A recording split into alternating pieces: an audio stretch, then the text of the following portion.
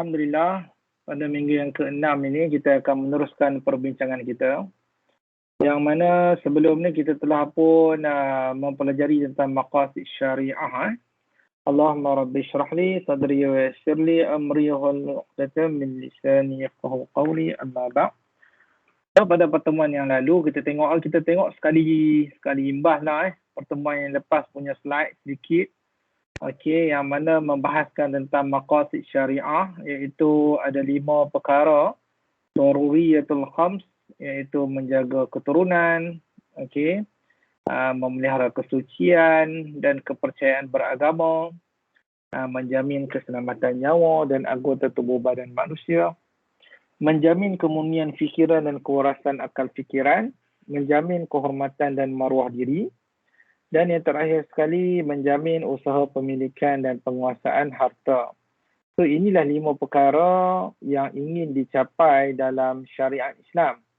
Okey, dengan wujudnya undang-undang peraturan tersebut, maka kelima-lima perkara ini terpelihara. Okey.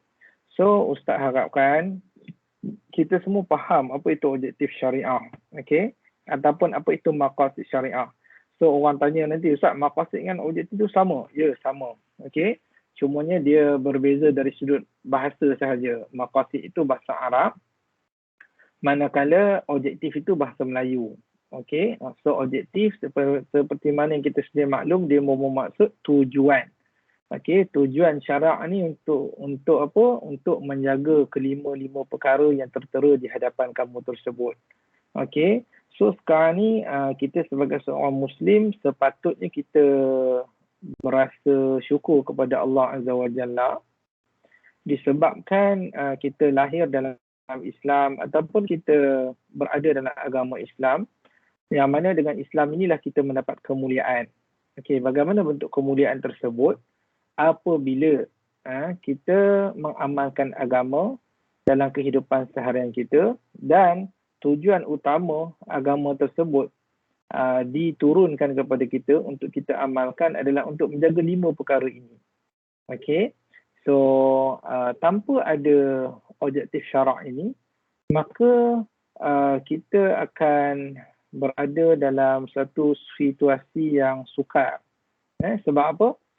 Tidak ada satu peraturan yang boleh memberi jaminan tentang keselamatan nyawa kita, keselamatan akal kita, keselamatan harta kita, okey, dan juga maruah diri kita.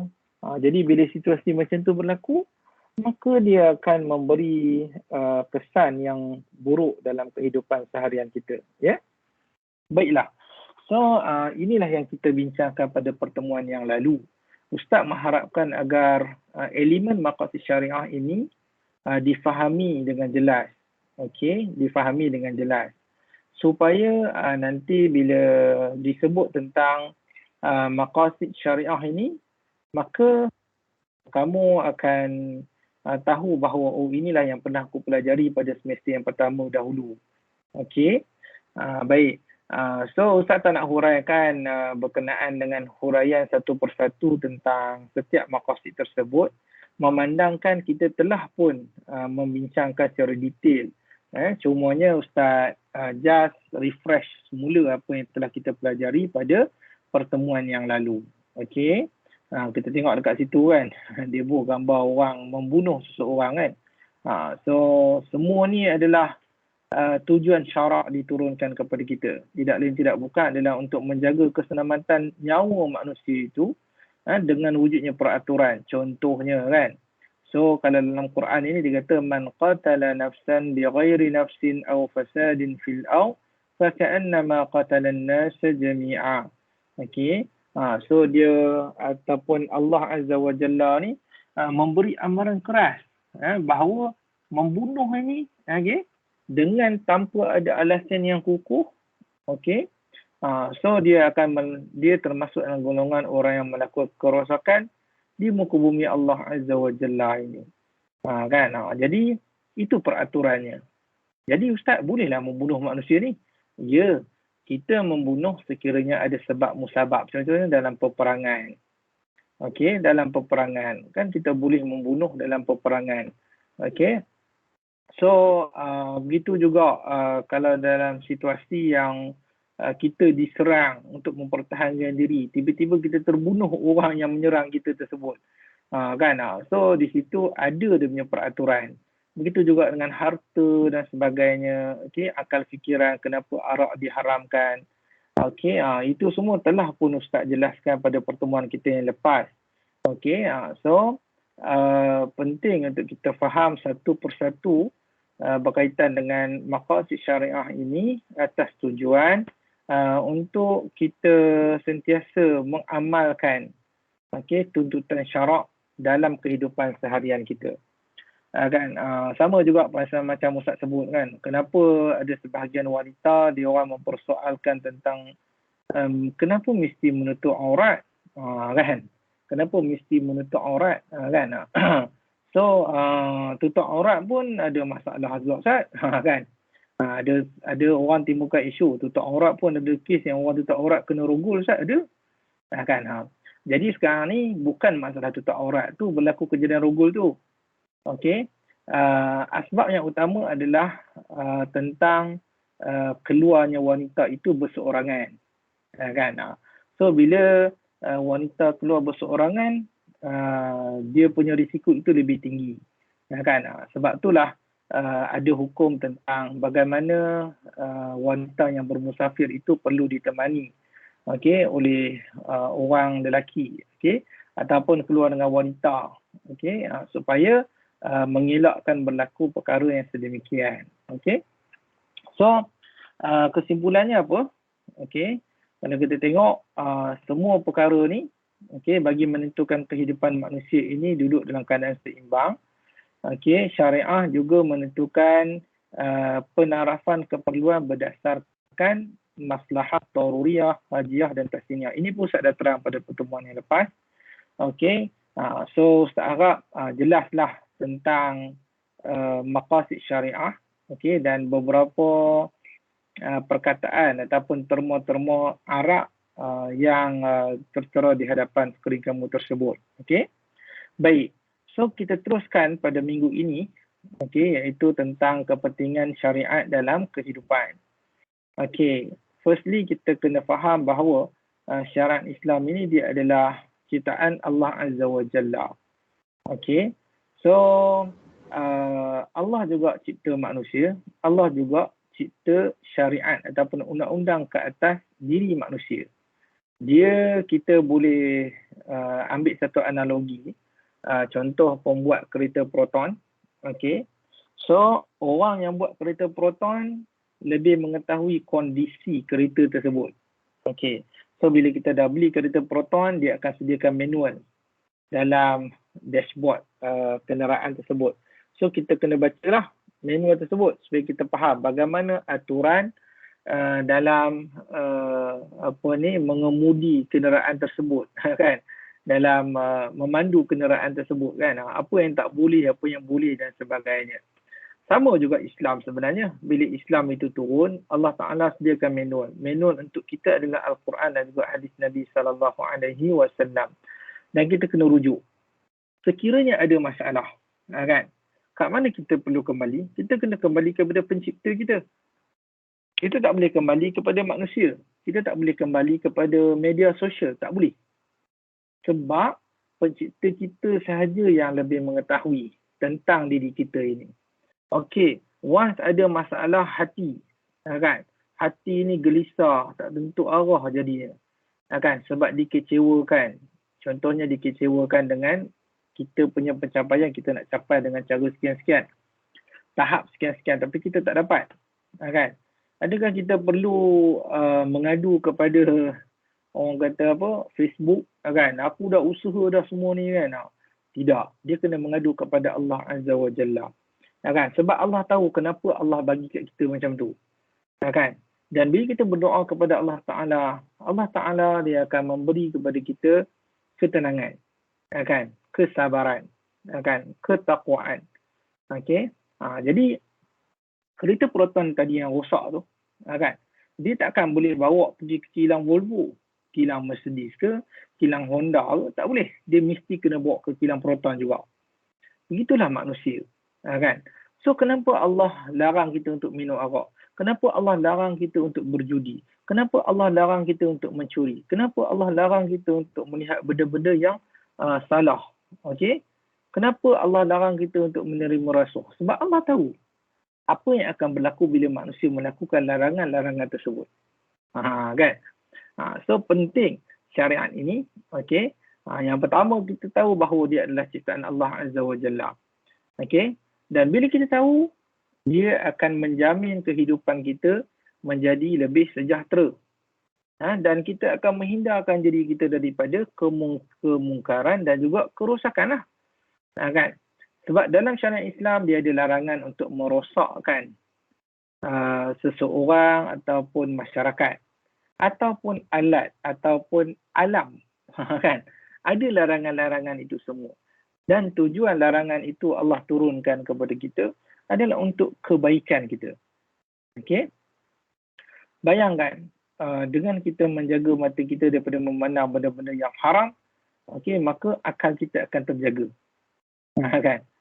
So, menghalang mata kita ataupun mulut kita daripada berkata satu benda yang sia-sia dan menyebabkan masalah kepada orang lain. Kan? So, benda-benda macam ni, kalau kita jaga dengan baik, kita hindarkan, maka dia akan memberi kepada kita keharmonian. Kan? Sebab tu dalam Quran Allah sebut apa? Janganlah kita bersangka-sangka. Kan? Jangan sangka-sangka.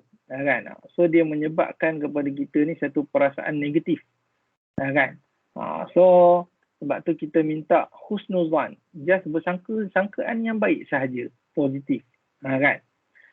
So macam bila Ustaz tanya kan, kehadiran macam mana ni? Ramai orang tak datang lagi ni kan? So ketua kelas adalah seorang dua yang respon, yang lain tak respon. Tak apalah. Mungkin line internet tak kuat. Kan? Ataupun mungkin ketua kelas ada urusan lain. Kan? So suasana bila kita sentiasa positif begitu, maka Allah akan memelihara hati dan akal kita daripada terus bersangka-sangka, terus menyebabkan ataupun mengundang kemarahan dan sebagainya. Kan? So, itulah pentingnya syariat dalam kehidupan ini. Okay? Peraturan yang telah Allah tetapkan ini penting. Okay? Dan dia sesuai dengan fitrah manusia. Okay? Sesuai dengan fitrah manusia. Okay? Seperti mana yang kita tahu dalam hadis Nabi, kan? So, Nabi ajar macam mana sunnah untuk kita makan. Kan? Dan jangan hulu, jangan melampau. Kan? Sesuai dengan fitrah manusia. Fitrah manusia ni kalau kita makan lebih-lebih, maka apa yang akan berlaku? Dia akan bagi efek kepada kesihatan, kepada otak kita menjadi lembap dan sebagainya. Kan? Jadi, apa yang Allah tetapkan itu, dia sesuai dengan fitrah manusia sebenarnya. Okay? Dan dia juga menjamin pembangunan yang seimbang dalam aspek jasmani, rohani, emosi, okay? Dan juga intelek. Okay? Sebagai contoh, al-aqlus salim fi jismis salim. Kan? Akal yang sihat berada dalam tubuh badan yang sihat. Kan? Kalau kita sihat, kan? Kita bangun subuh, kita jaga jogging sebagai contoh. Okay? So kita punya tubuh badan itu akan sihat. Kan? So kalau kita tengok dari segi aspek sains, bila kita bangun pagi, kita mandi di waktu pagi sebelum subuh, kan ada kajian-kajian menemui bila orang yang biasa mandi sebelum subuh ni, dia akan memberi kesegaran tubuh badan dan kekuatan tubuh. Kan? So yang kedua rohani kan. So dalam masa kita bersukan menjaga tubuh badan, kita juga tidak meninggalkan elemen rohani. So dengan cara kita berzikir kepada Allah Azza wa Jalla. Okay. So rohani ni banyaklah. Aspek spiritual ni banyak. Okay. Dan yang ketiga, dalam masa yang sama, emosi juga stabil. Kan? Ada sebahagian orang yang dia terlalu over dalam mengamalkan sesuatu perbuatan. Sesuatu amalan. Kan? Zikir 5,000 kali. Zikir 30,000 kali. Kan? Ya. Dari sudut rohani macam menarik kan, tapi memberi efek dari sudut emosi. Okey, dalam masa yang sama dia nak kena bekerja, esok dia nak kena kerja awal, tapi dia kena habiskan bilangan zikir sehingga ke 30,000. Kan? So di sini dia bagi tekanan emosi kepada seseorang, kan? Sebab tu pentingnya intelek, kan? Pentingnya ilmu ini. Intelek Ustaz merujuk kepada ilmu lah. Bila kita ada ilmu, baru kita boleh menilai satu amalan tersebut bersesuaian ataupun tidak, kan? Dan dalam Al-Quran Allah sebut fattaqullaha mastata'tum, bertakwalah kamu kepada Allah mengikut kadar kemampuan kamu, kan? So kalau dalam satu hadis yang lain menyebut apa tu, sebab perkara dia adalah benda yang sederhana tapi dia konsisten, kan? Konsisten, kan? So bila intelek kita bagus, kita ada ilmu yang baik, kita memahami disiplin ilmu dengan tepat, maka kita boleh mengawal emosi kita. Okey, kita tahu menyeimbangkan setakat mana untuk kita mendahulukan elemen rohani dan juga jasmani itu sendiri. Okey, itulah kepentingan syariah dalam kehidupan. Dia menyeimbangkan keempat-empat perkara ini. Okey. So, seperti mana kita sedia maklum, Islam merupakan ajaran yang istimewa lah. Kerana apa? Dia mengatur seluruh kehidupan manusia. Okey. Tak ada satu pun keperluan dalam kehidupan manusia ini diabaikan dalam ajaran Islam. Tidak ada. Okey. So kalau kita perhatikan akidah, syariah, akhlak, okey, semua ketiga-ketiga itu adalah asas yang merangkumi keseluruhan kehidupan kita. Okey. So akidah dia melibatkan iman kepada Allah Taala. Okey, manakala syariah dia melibatkan amal ataupun perbuatan ataupun penterjemahan daripada akidah tadi, keyakinan kita kepada Allah Ta'ala, lalu kita menterjemahkan melalui pematuhan syariah. Okey. Dan untuk melengkapkan kedua-dua elemen asas Islam ini, kita mestilah membawa dia dengan akhlak. Okey, solat dia tertib, okey, tersusun. Tutur kata dia itu terpelihara daripada kata-kata yang boleh mengundang keterasaan hati daripada orang lain dan sebagainya lah. Okay. So itulah keistimewaan Islam. Sebab apa? Dia mengatur keseluruhan kehidupan manusia dengan orang kata apa? Dengan teratur dan juga tersusun. Okay. Baik. So syariah ini, kepentingan dia yang lain adalah dia berperanan sebagai penjana pembangunan ummah. Okey, yang mana dia tidak terkeluar daripada redha Allah Subhanahu wa taala. Okey. Dia tak terkeluar daripada redha Allah Subhanahu wa taala. Maksudnya dekat sini, bila kita mengikut syariat Allah Azza wa Jalla, maka setiap proses kita membangunkan ummah itu, dia tidak akan keluar daripada redha Allah Subhanahu wa taala.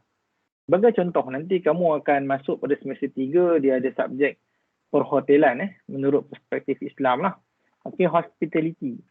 So, bagaimana kamu nak mewujudkan suasana hotel yang patuh syariah? Kan?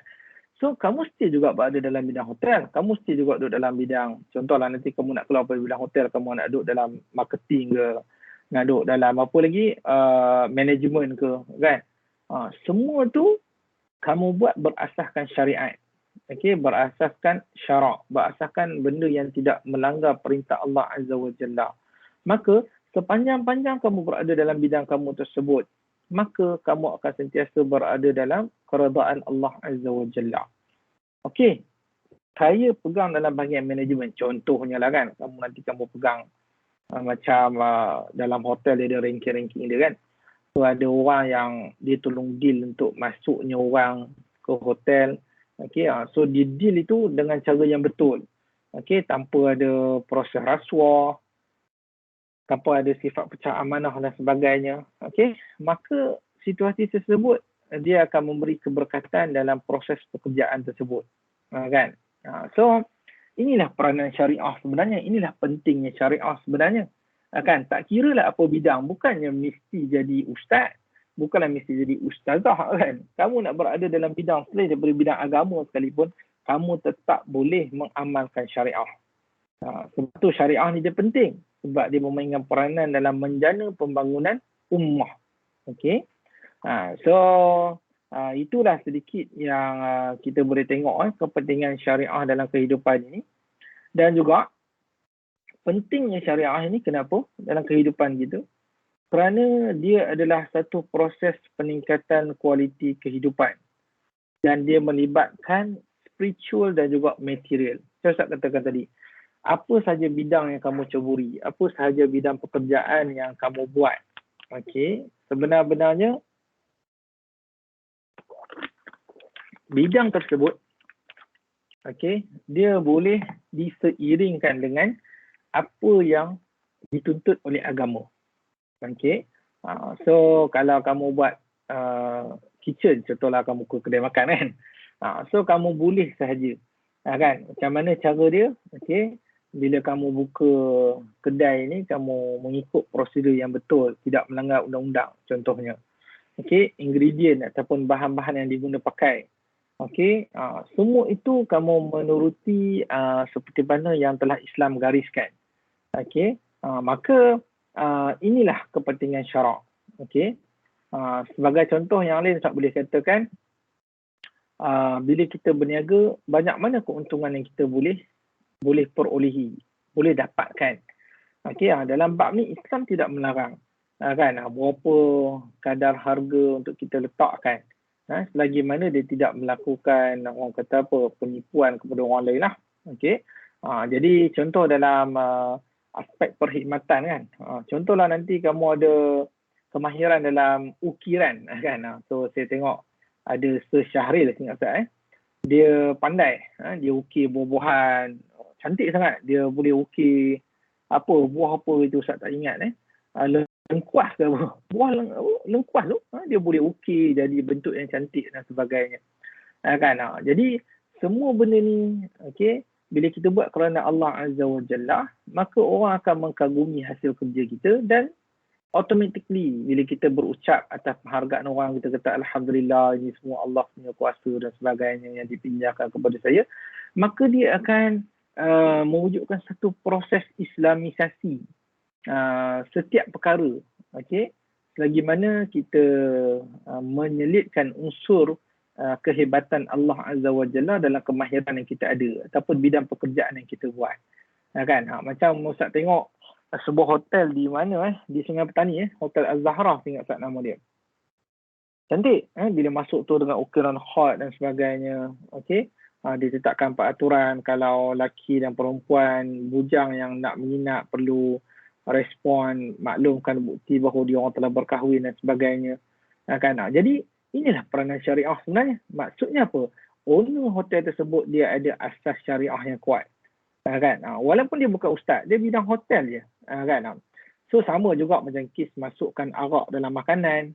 Kan? Setengah-setengah kita ni bila kita masak, kan? Kita duk biasa belajar dengan chef-chef ni. Masukkan arak dan sebagainya untuk sedap dan sebagainya. Dan benda itu adalah haram sama sekali. Kan? Jadi bila kita ada prinsip syariah itu, Islam itu, kita akan elakkan perkara-perkara tersebut. Kan? Dan dalam masa yang sama, bila dia tahu perkara tersebut, okay, dia berada dalam bidang tersebut, dia akan mencari jalan. Apakah alternatif untuk mengubah perkara-perkara ini? Kan? Sama jugalah kitchen yang menggunakan barang-barang kuali itulah masak daging khinzir, kuali itu jugalah masak daging beef burger kan. Jadi dalam bab ni, so bagi orang yang ada kefahaman syariah yang bagus, Islam yang bagus dalam kehidupan dia, dalam hati sanubari dia, dalam kefahaman dia, dia akan mencari jalan bagaimana untuk mengelakkan perkara tersebut daripada terus berkekalan berlaku begitu. Kan? Jadi inilah kepentingan syariah dalam kehidupan. Okay, dia adalah satu proses untuk peningkatan kualiti kehidupan. Kualiti kehidupan ni bukan hanya dari sudut harta, okay, tapi dari sudut bagaimana dia menikmati kehidupan dalam keadaan Allah turut sama redha dalam kehidupan dia tersebut. Kan? Baik, itu pentingnya syariah dalam kehidupan manusia ini. Okay, kalaulah kita tak memahami pentingnya syariah itu, maka kita tidak akan ada rasa bersalah. Malahan kita langsung tidak akan mahu memikirkan apa kehendak Islam dalam apa yang aku ceburi ni. Kan? Hakikatnya bila kita ada agama dan juga faham syariat dengan betul, maka kita akan sentiasa berwaspada. Berwaspada daripada apa? Daripada terlanggar syariat Allah Azza wa Jalla dalam proses menjalankan kerja ataupun bidang pekerjaan kita lah. Baik. So kita tengok lagi pendekatan pembangunan menurut perspektif Islam. Okay. So setiap apa yang kita nak kembangkan, bangunkan, okay. So kita mestilah berlandaskan prinsip tauhid yang pertama. So hubungan tu dia mesti ada dengan Allah Azza wa Jalla dan juga sesama manusia. Okay. Mestilah kita sentiasa mengadu, bergantung kepada Allah Azza wa Jalla. Okay. Dan dalam masa yang sama, okay, tauhid di sini dia bermaksud tauhid uluhiyah. Okay, menjadikan Allah sebagai sumber segala-galanya lah. Okay, sumber peribadatan, sumber rezeki. Okay, manakala tauhid rububiyah ini, ataupun yang kedua, pendekatan pembangunan yang kedua, okay, dia mestilah berlandaskan kepada tauhid rububiyah. Kan? So, menekankan Allah sebagai penguasa yang mengumbal undang-undang untuk kehidupan kita yang sejahtera. Okay. So dalam bab ni kita yakin Allah Maha Kuasa. Allah yang berhak merubah segala-galanya. Kita hanya mampu merancang tapi Allah yang menentukan. Kan? So dalam bab ni penting untuk kita faham dan kita terapkan setiap proses pembangunan yang kita nak lakukan mestilah berlandaskan kepada prinsip tauhid ataupun uluhiyah dan juga rububiyah ini. Okay. So, bagaimana pendekatan pembangunan menurut perspektif Islam yang lain? Okay, iaitu manusia sendiri. Okay, yang mana manusia dia kena sedar bahawa dia adalah khalifah. Dia adalah pemimpin. Okay, dan bila pemimpin, dia faham bahawa segala-gala yang dia ada ni adalah pinjaman daripada Allah Subhanahu Wa Taala, okey, dan dia adalah satu amanah. Okey. So bila kita nak melakukan satu proses pembangunan, okey, sama ada spiritual ke ataupun fizikal ke, okey, dia mestilah sedar bahawa apa yang aku buat ini atas dasar aku sebagai khalifah. So sebagai khalifah, aku nak bangunkan umat ini, aku tak boleh dah melakukan kerosakan. Kan? So di mana Allah kata dalam Quran kan telah jelas kerosakan, okay, di atas bumi dan di lautan, okay, dengan tangan-tangan manusia. So dia akan sentiasa berfikir bahawa segala-gala yang Allah berikan ini ada tujuan dan tanggungjawab yang perlu ditunaikan. Ya, baik. So pembangunan, okay, mestilah berteraskan kepada prinsip penyucian. Suci apa ni? Suci daripada kotoran yang hakiki. Okay, once Ustaz tengok baru ni ada seorang profesor tu dia sewa satu tempat and then dia buat campsite. Kan? So dia manfaatkan orang-orang asli yang ada di situ, okay, untuk hidupkan suasana campsite itu bila datangnya pengunjung. So dalam bab ni bila dia bangunkan campsite tersebut, dia menjaga kebersihan. Atas dasar Islam ni suka kepada kebersihan an-nadhafatu minal iman contohnya kan. So itu kekotoran daripada kekotoran hakiki. Okay. So maknawi pula maksudnya dalaman kita. Maksudnya nak melahirkan ikhlas. Contohnya saya nak mengajar awak, kan, nak men-sharekan apa yang kita perlu pelajari dalam subjek ini. So walaupun ustaz dah lama mengajar, ustaz tetap tak boleh merasakan bahawa ustaz ni dah expert. Kan? Ustaz ni alah tak payah study pun tak apalah, kan? Masuk kelas terus syarah je. Kan? So ustaz bukan begitu. So ustaz mesti baca dan buat well preparation. Sebab apa? Ustaz nak menjaga amanah yang pertama, okay, dan yang kedua menjaga kekotoran maknawi. Maknawi ni maknanya dalam hati lah. Bila ustaz berkata begitu, dia akan menyebabkan datangnya unsur riak, unsur takabur, sum'ah dan sebagainya. So kita tak nak benda tu. Kan? So kita nak ikhlas kepada Allah Azza wa Jalla. Okey, ikhlas. Ustaz ajar ni ikhlas kerana Allah Azza wa Jalla. So bila Ustaz berusaha untuk mendapatkan keikhlasan atas apa yang Ustaz buat, Ustaz yakin bahawa Allah akan bantu Ustaz. So macam mana cara Allah bantu? Macam-macam lah. Kan? Contohnya dapat student macam kamu kan, yang Alhamdulillah baik akhlaknya kan, yang ada rasa tanggungjawab, yang betul-betul nak belajar dan sebagainya. Kan? Jadi itulah bayaran Allah kepada Ustaz atas segala apa yang Ustaz cuba korbankan kepada kamu semua. Kan? Jadi dalam bab ni kita melihat dua peranan lah. So kebersihan luaran dan kebersihan dalaman. Okey, kebersihan dalaman dia merujuk kepada hati kita lah. Okey, baik. Dan juga akal kita. Baiklah. So kita tengok tahap pembangunan.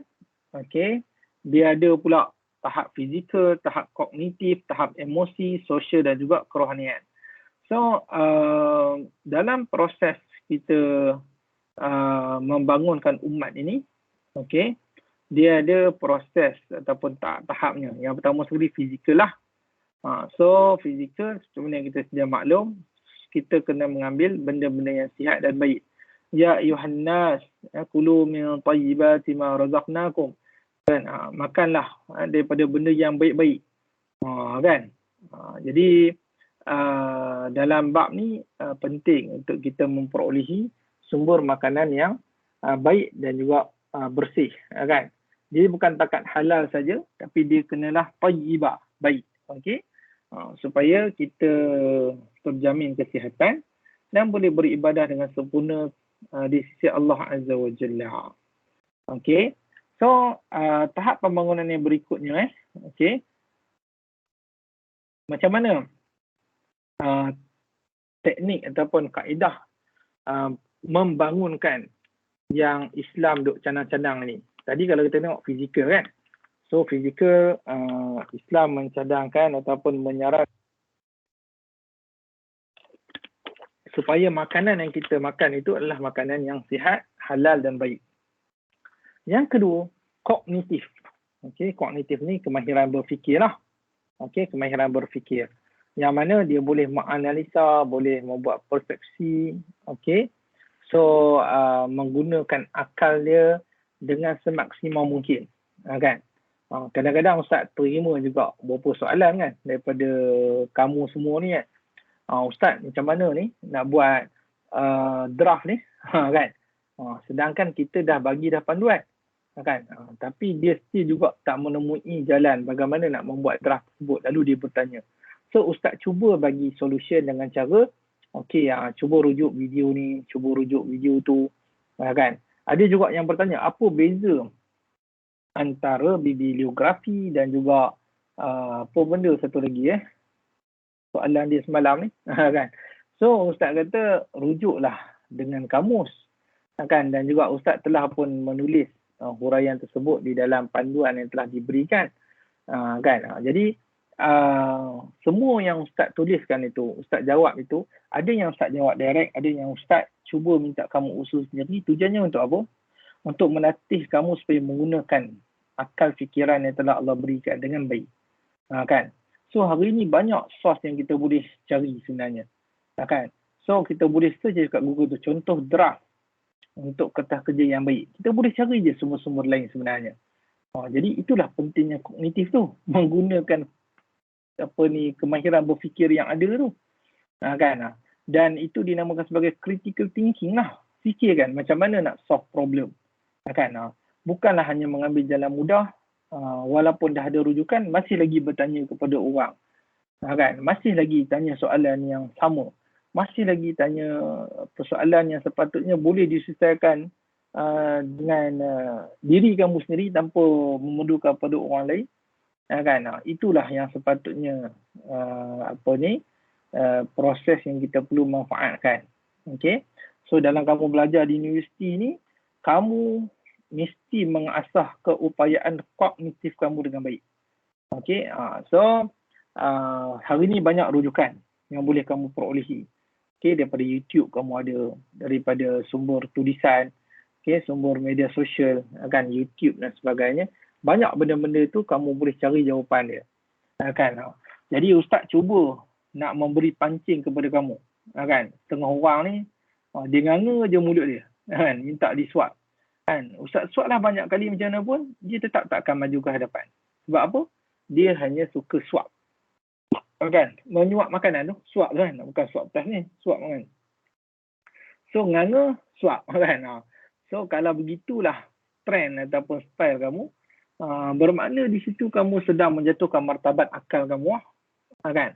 Sebab orang yang berfikir, orang yang memanfaatkan fikiran dia dengan baik, okay, maka dia akan menemui banyak maklumat sebenarnya. Proses untuk dia sampai kepada jawapan dia tadi, kamu akan melalui banyak maklumat.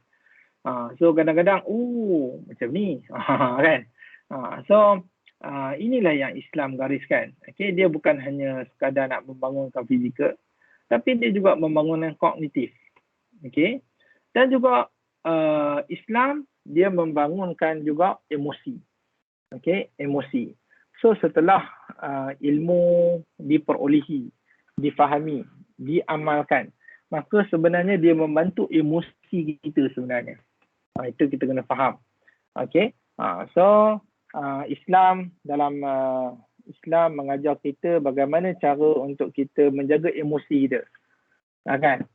So dalam Quran Allah kata la tarfa'u aswatakum fawqa sautin nabi. Janganlah kamu meninggikan suara. So kenapa Allah larang kita meninggikan suara? Sebab dia bagi efek kepada emosi kita sebenarnya. Kan? So apa lagi?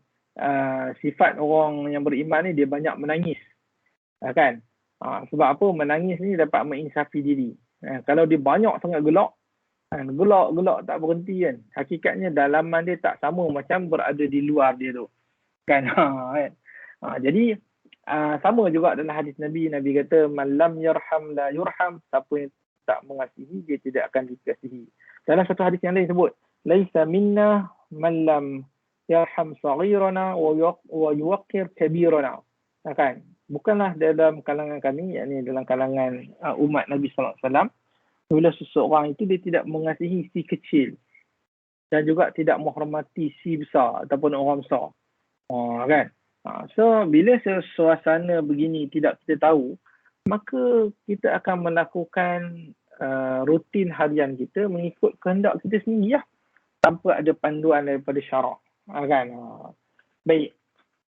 So pembangunan berikutnya adalah pembangunan sosial.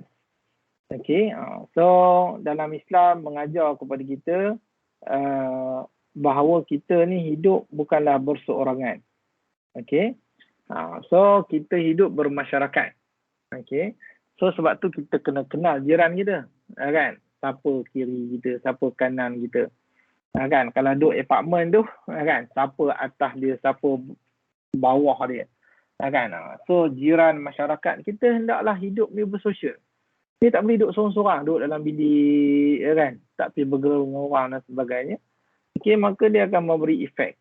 Okay, dia akan memberi kesan. Okay, andainya apa? Berlaku kematian contohnya, kan? Orang surau masjid pun tak kenal dia. Kan? Sebab duduk dalam bilik je kerjanya, kan?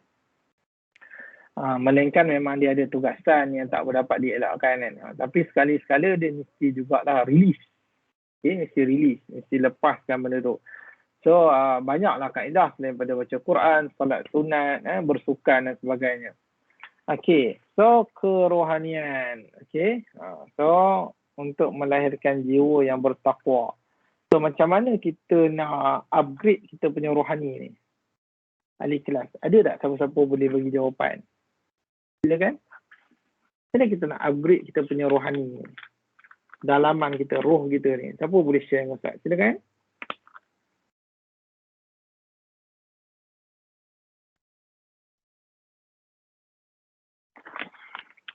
Ada sesiapa yang nak share dengan Ustaz? Ke memang dah berada dalam memperbanyakkan apa ni? Ada. Macam mana kita nak melahirkan jiwa kita ni, jiwa yang terbangun, yang sentiasa semangat, sentiasa terisi, sentiasa terpelihara dengan Allah Azza wa Jalla. Macam mana? Ada? Macam mana kita nak membangun kerohanian kita? Ada Saya siapa-siapa Ustaz. nak cuba? Silakan. Sentiasa melaksanakan amalan sunat. Okey, Uh, amalan sunat. Makan makanan yang baik, yang halal. Okey. Itu saja. Okey. So amalan sunat ni biasanya apa yang kamu cuba konsisten amalkan? Boleh share sikit? Puasa Isnin Khamis. Oh, ni kira berpuasa ni hari ni. Masya Allah, tabarakallah. Tak. Hari ni Oh, tidak. no. Hari ni tidak. Oh, ini tidak. Tapi biasa puasa lah maknanya kan, betul tak? Biasa lah puasa maknanya. InsyaAllah. Kan. InsyaAllah kan. Okey.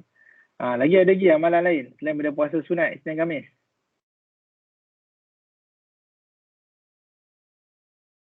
Okey.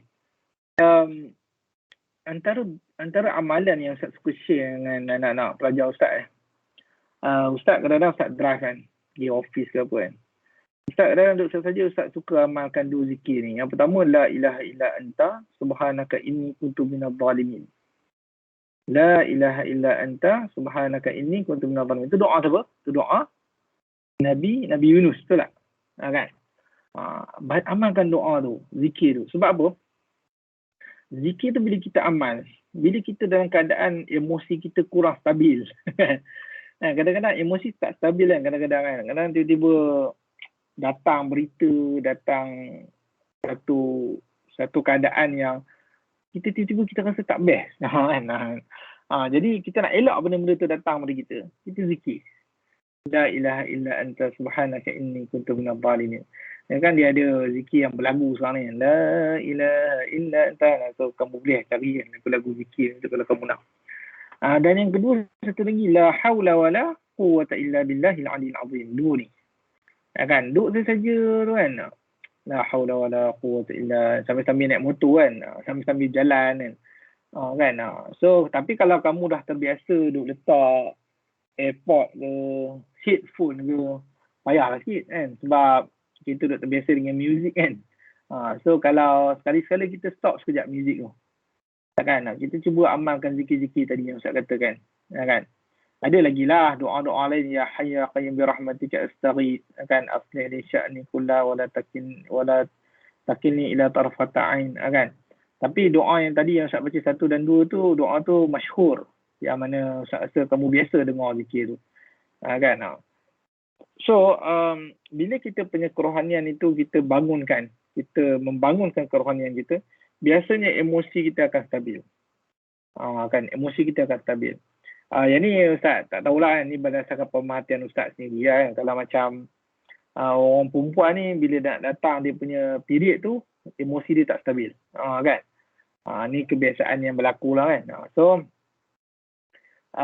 dalam bab ni untuk perempuan yang biasa bila nak datang period emosi tak stabil, kamu boleh meredakan ketidakstabilan emosi itu dengan zikrullah tadi. Kan, la ilaha illa anta subhanaka inni. Kadang-kadang rasa nak marah je kan. Ada kan orang perempuan kadang-kadang kan.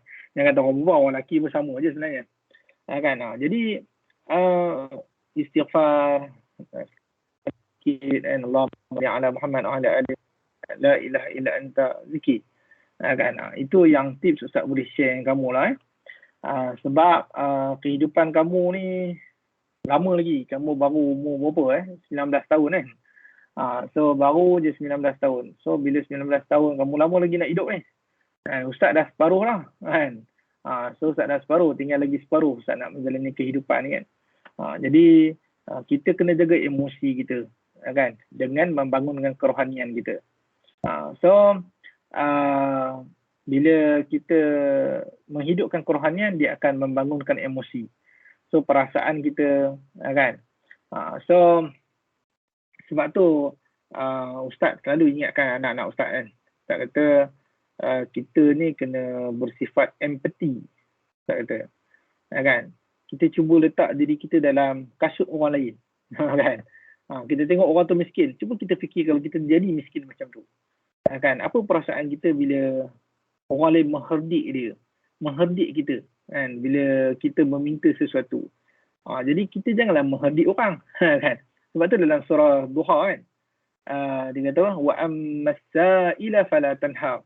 Kepada orang yang datang meminta-minta kepada kamu, janganlah marahi dia. Kan? Ini semua adalah sifat empati yang Al-Quran ajar kepada kita. Itu berkait dengan emosi ayat tu sebenarnya. Kan? So yang kata Quran ni lengkap kan. Jadi bila kita fikir kita berada dalam kasut seseorang tu, kita akan cuba elakkan untuk kita membuat sesuatu yang boleh menyebabkan orang tu sakit hati dengan kita. Sama lah macam ustaz sebagai lecturer kamu kan.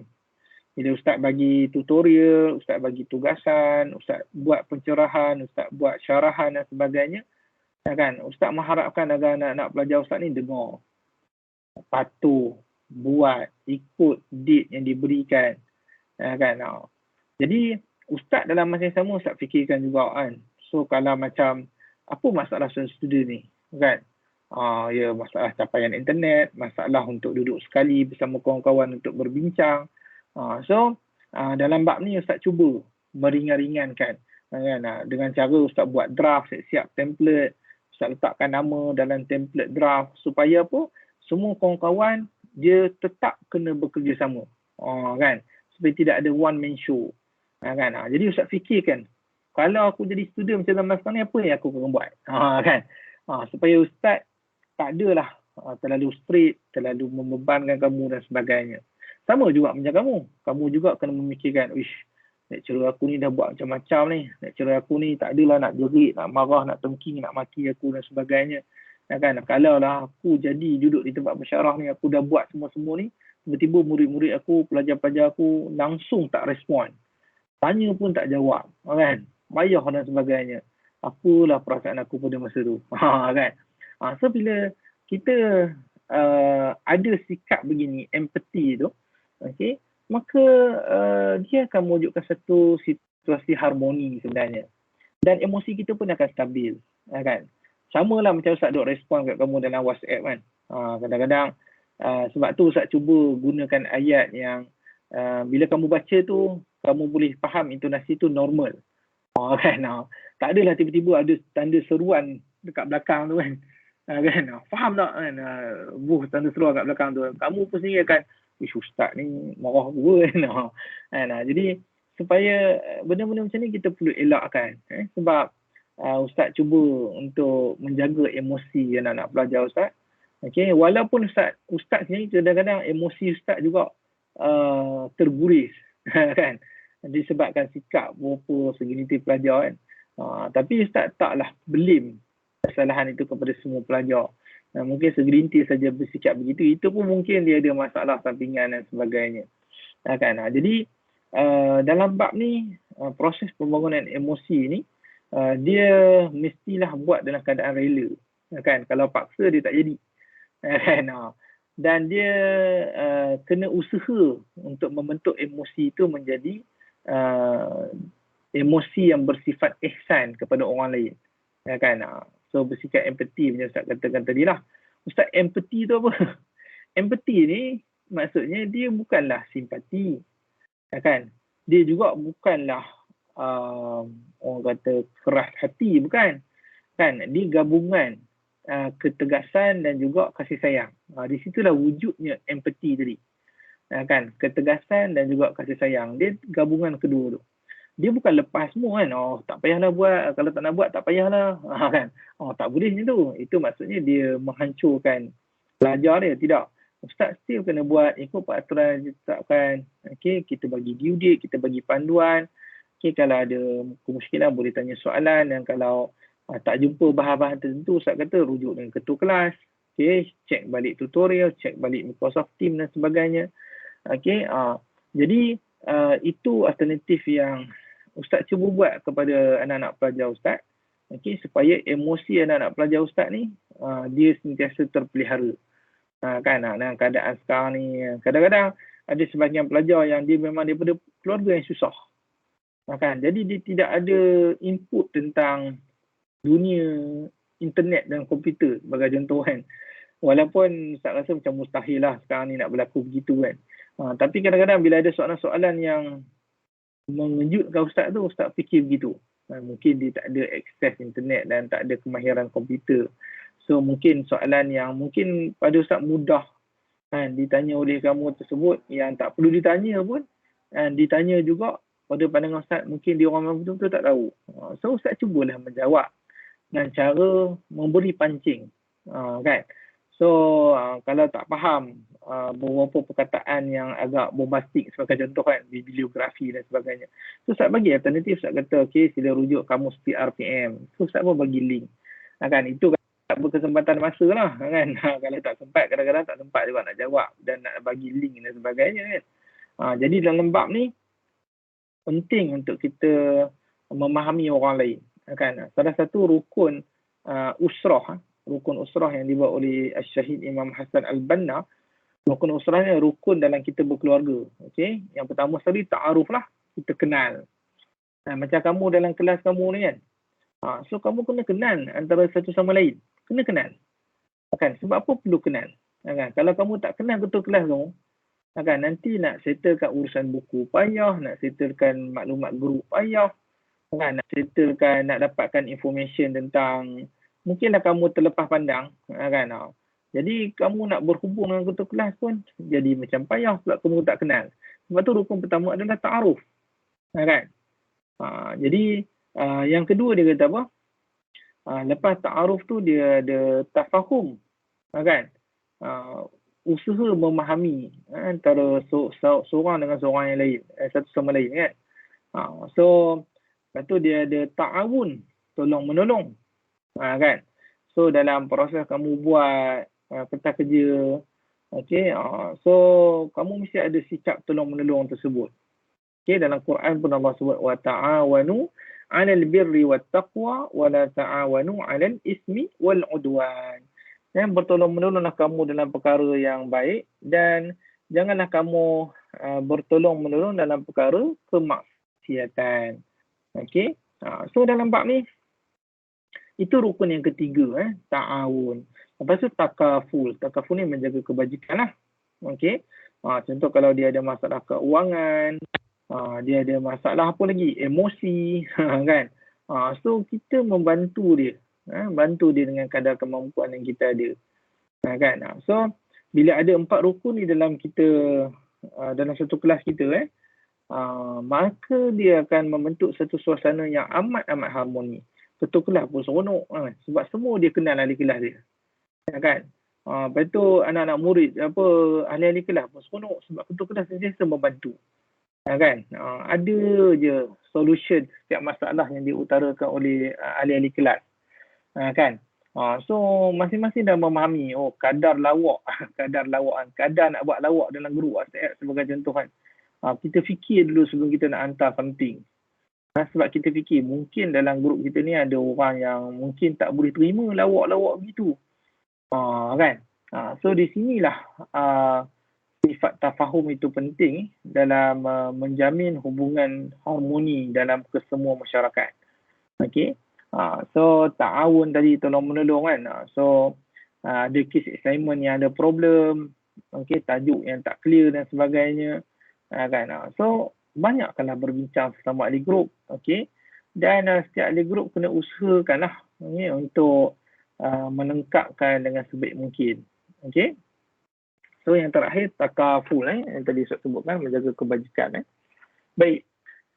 So seterusnya kalau kita tengok ini adalah tahap pembangunan yang mana Islam ataupun pandu kepada kita dalam proses kita nak membangunkan sesuatu. So pertama sekali dia kata fizikal, kognitif, emosi, sosial dan juga kerohanian. Baik. So kesimpulannya pembangunan berterakat Islam adalah lebih luas daripada pembangunan yang hanya memandang pembangunan itu dari sudut fizikal semata-mata. Okey. So sekarang ni pembangunan dia tak boleh melibatkan fizikal semata-mata. Okey. Ada satu flat dekat belah-belah Penang ni, saya tak nak sebut kat mana. Flat ni dia terkenal lah. Okey, dan bagus juga lah. Okey. Semuanya disebabkan orang kata apa? Yang duduk dalam tu dia hanya ada duit, okey, duit sahaja tanpa dia ada emosi, maka macam-macam lah berlaku di flat tersebut. Kan? Sedangkan Islam ni dia lebih luas dia punya pembangunan dia, bukan aspek fizikal semata-mata ataupun material, tetapi juga melibatkan spiritual ataupun kerohanian. Okey. So bila dia bina bangunan, bila dia ada unsur rohani, keimanan kepada Allah Azza wa Jalla, dia akan fikirkan, okey, adakah bangunan ini memudahkan orang untuk keluar masuk? Adakah bangunan ini dia mudah untuk solat? Kan? Sebab apa?